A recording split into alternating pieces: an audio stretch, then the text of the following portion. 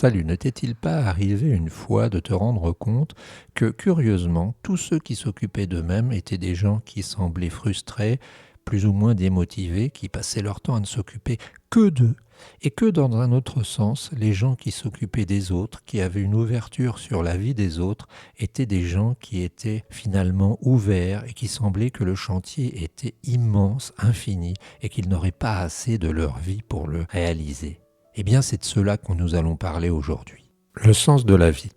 Il y a des questions qui traversent les âges, que l'on pose ces questions à la lueur d'un feu, dans le silence d'une nuit d'été, ou au détour d'une conversation apparemment anodine. L'une des plus anciennes et des plus déroutantes reste celle-ci. Quel est le sens de la vie ? Et c'est un jeune ami, récemment, qui m'a confronté à cette question. Et comme beaucoup de grandes interrogations, elle ne possède peut-être pas de réponse unique, mais elle ouvre les chemins de pensée puissants. Nous sommes sur la chaîne Sentier du Bonheur, mais avant, générique.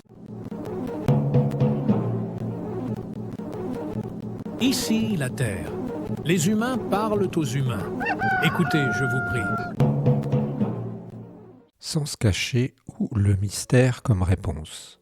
Peut-être que le sens de la vie nous dépasse totalement, comme un chien qui reçoit sa gamelle chaque jour, chaque matin, sans comprendre vraiment le mécanisme complexe qui lui a amené la chaîne de production, le supermarché, le budget, les choix éthiques de son maître. Nous vivons dans une réalité dont les rouages nous échappent. Et peut-être que ce qu'on en appelle globalement d'habitude Dieu, ou l'univers, ou la source, agit à une échelle que notre esprit humain ne peut pas saisir, malgré toutes les avancées évidentes que nous avons faites en technologie et en science. C'est une intuition que l'on retrouve chez les penseurs, comme Blaise Pascal, qui disait que l'homme est un roseau pensant, faible face à l'univers, mais conscient. Ou encore chez Albert Einstein, qui, bien qu'homme de science, croyait à une forme d'intelligence cosmique inaccessible à l'entendement humain pour l'instant. Le sens comme transmission. Mais même si le sens ultime nous échappe, et c'est bien évident, il existe un sens humain vital terrestre qui s'appelle la transmission. C'est cette chaîne intergénérationnelle par laquelle nous recevons et transmettons culture, valeurs, savoir, amour, mémoire et j'en passe. La vie prend un sens profond lorsqu'on comprend qu'on ne vit pas seulement pour soi, mais à travers les autres, et notamment ceux qui viennent après nous. Nous préparons le terrain pour ceux qui viendront après nous, parce que nous avons déjà beaucoup reçu. Ça paraît une formule logique. Cela rejoint la célèbre phrase attribuée à Saint-Exupéry, Antoine de Saint-Exupéry. Nous n'héritons pas de la terre de nos ancêtres, mais nous l'empruntons à nos enfants. Cette idée résonne particulièrement aujourd'hui à l'heure où l'héritage écologique, social, économique semble compromis. Le problème est que cette logique de transmission a été fragilisée, voire brisée par deux grandes forces contemporaines. La déconstruction de la famille, qu'on pourrait appeler famille concassée, où les repères se diluent dans une instabilité chronique, et l'individualisme radical, renforcé par les réseaux sociaux, la publicité, la logique du self-made man et l'idéologie du moi comme ultime vérité. Bah oui, si tu as regardé autour de toi, tu t'aperçois que 85% des gens ne te parlent que d'eux. Et ces gens-là, ces gens qui ne te parlent que d'eux, ces gens qui se sont centrés que sur eux-mêmes, sont des gens qui sont souvent frustrés. Pourquoi ? Parce que, comme le disait quelqu'un, du côté du moi, ça sent le renfermer. C'est-à-dire que si tu veux sans arrêt satisfaire ton moi, tu es sans arrêt frustré. Parce que l'être humain est fabriqué de telle manière qu'il intègre les avancées et qu'au fur et à mesure, il les considère comme normales. C'est le principe de la pyramide de Maslow. Quand tu es très malade, tu te dis « Oh, qu'est-ce que j'aimerais bien être, je sais pas moi, même balayer mon logement, ma maison. » Tout simplement, tu redescends d'un cran dans la pyramide. L'ère du moi contre le nous. Nous vivons dans ce que Christopher Latch a appelé la culture du narcissisme. Le je y devient roi, au détriment du collectif. On vit pour soi dans l'instant, sans vision à long terme, sans lien avec l'histoire, les anciens et les générations futures. Des penseurs comme Byung-Chul Han, philosophe sud-coréen, ont bien analysé cette heure du burn-out, de la performance, de l'hyper-transparence, une société de l'hyper-individualisme où l'on perd le sens parce que l'on ne s'inscrit plus dans une continuité.